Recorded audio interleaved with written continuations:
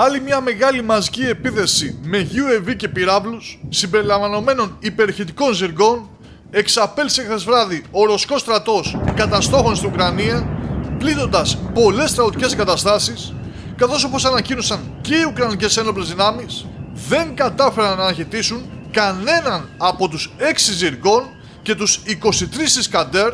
με τα αποτέλεσματα να είναι εμφανή, αφού το Κίεβο φλέγεται κυριολεκτικά. Και λέμε φλέγεται γιατί μέχρι και πριν από λίγη ώρα ρωσικά και ουκρανικά μέσα ενημέρωσης μετέδιδαν ότι ένα από τα κρίσιμα ρωσικά χτυπήματα που έπληξε το εργοστάσιο Βιζάρ και τις σχετικές αποθήκες του στην περιοχή Σολομιάνσκι του Κιέβου έχει προκαλέσει τρομερή καταστροφή, αφού σημειώνονται συνεχείς εκρήξεις από την πυροδότηση πυρομαχικών μέχρι και αυτή τη στιγμή,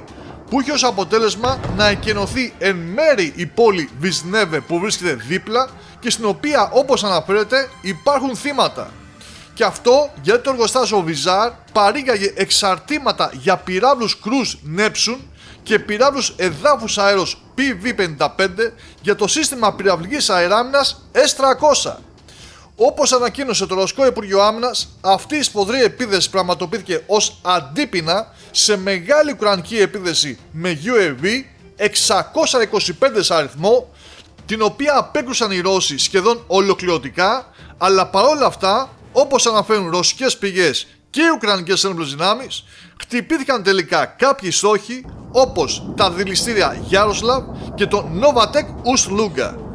Πριν από λίγο όμως είχαμε μια ακόμα πολύ σοβαρή εξέλιξη, καθώς οι Ουκρανοί επιτέθηκαν στο Όμσκ με μη επανδρομένα αεροσκάφη σε μια περιοχή που βρίσκεται σε απόσταση άνω των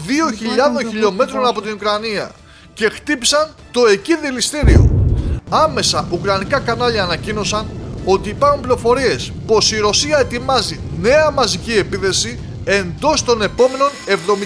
ωρών, στην οποία μάλιστα θα χρησιμοποιηθούν αεροσκάφη MiG-31 και του Πόλευ 22M3. Οπότε αυτό σημαίνει ότι θα δούμε ρωσικούς υπερηχητικούς πυράβλους Κινζάλ,